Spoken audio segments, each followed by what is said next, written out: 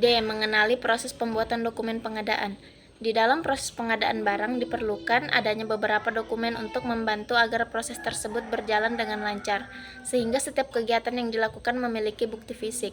Berikut beberapa dokumen yang dibutuhkan. Yang pertama, dokumen pengadaan. Dokumen pengadaan disusun berdasarkan Peraturan Presiden Nomor 54 Tahun 2010 tentang pengadaan barang atau jasa. Surat yang harus ada dalam proses pengadaan ialah A. Surat penawaran. Surat penawaran adalah surat yang dibuat untuk menjalin kerjasama bisnis dengan pihak lain. Sesuai dengan pengertian surat penawaran barang dan jasa di atas, fungsi utama adalah untuk menawarkan kerjasama jual beli dengan pihak lain. Berikut fungsi penawaran surat. Yang pertama, cara untuk memperkenalkan produk kepada perusahaan lain. 2. Cara untuk melakukan kegiatan promosi. 3. Untuk meningkatkan proses pemasaran baik berupa barang atau jasa. 4. Sarana untuk menjalin kerjasama dengan perusahaan lain. 5. Membantu untuk memperluas jaringan. Isi dari surat penawaran ialah yang pertama, nama produk, jenis, mutu, merek, dan jumlah barang atau jasa yang ingin ditawarkan. 2. Barang atau jasa yang ingin ditawarkan baik untuk pembelian partai besar atau kecil. 3. Menawarkan berbagai kemudahan misalnya dengan maksimal jarak yang telah ditentukan. 5. Menjelaskan cara pengiriman. B. Surat perintah kerja. Surat perintah kerja merupakan jenis surat yang dikeluarkan oleh sebuah perusahaan atau instansi kepada karyawannya untuk melaksanakan suatu tugas yang telah ditentukan. Isi surat perintah kerja adalah poin-poin pekerja yang harus diselesaikan dalam jangka waktu yang telah ditentukan. Fungsi dari surat perintah kerja adalah merupakan surat resmi dari atasan, dapat dijadikan sebagai bukti atau dokumentasi tentang pekerjaan yang sudah pernah dilakukan dan sebagai pegangan bagi penerima dalam melakukan pekerjaan. 2. Dokumen lain yang harus ada dalam proses pengadaan. Selain dokumen yang berupa surat seperti yang sudah diuraikan di atas, dokumen lain yang harus ada dalam proses pengadaan juga memiliki peran atau fungsi yang sama. Keduanya memiliki peran penting dalam proses pengadaan. Dokumen lain yang dimaksud adalah sebagai berikut. A. Surat petunjuk penyediaan barang atau jasa. Surat yang dibuat oleh pejabat pembuat komitmen PKK yang memiliki ketentuan sebagai berikut. 1. Tidak adanya sanggahan dari peserta. 2. Sanggahan atau sanggahan banding tidak terbukti benar. 3. Masa sanggahan atau masa sanggahan apabila tidak terdapat sanggahan atau terdapat sanggahan tetapi tidak terdapat sanggahan banding, SPPBD harus ditertibkan paling lambat 6 hari kerja untuk pelelangan dan paling lambat 4 hari kerja untuk pelelangan sederhana dan pemilihan langsung setelah sanggahan dijawab dan segera disampaikan kepada pemenang. Apabila terdapat sanggahan banding dan segera disampaikan kepada pemenang. Penerbit SPPBD untuk seleksi jasa konsultansi harus ditertibkan paling lambat 2 hari kerja setelah kelompok kerja ULP menyampaikan berita acara hasil seleksi kepada PKK. B. Surat jaminan pelaksana dan pemeliharaan dari bank. Selain surat penunjuk penyedia barang, dokumen yang lain harus ada dalam proses pengadaan barang adalah surat jaminan pelaksanaan dan pemeliharaan dari bank.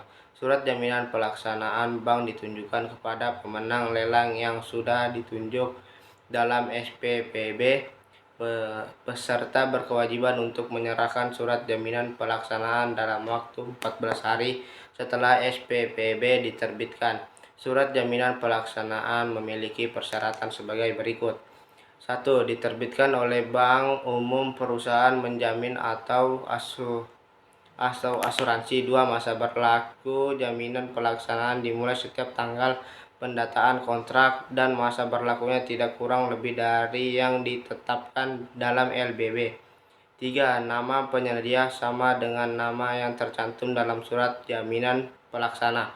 4. Besaran nilai jaminan pelaksanaan tidak kurang dari nilai jaminan yang ditetapkan. 5. Besaran nilai jaminan pelaksanaan dicantumkan dalam angka dan huruf. 6. Jaminan pelaksanaan harus dapat dicairkan tanpa syarat sebesar nilai jaminan dalam waktu 14 hari kerja setelah Surat pernyataan oneprasasi dan PKK diterima oleh penerbit jaminan. 7. Penjaminan pelaksana atas nama kementerian harus ditulis atas nama kementerian. 8. Membuat nama dan alamat tanda tangan pihak penjamin.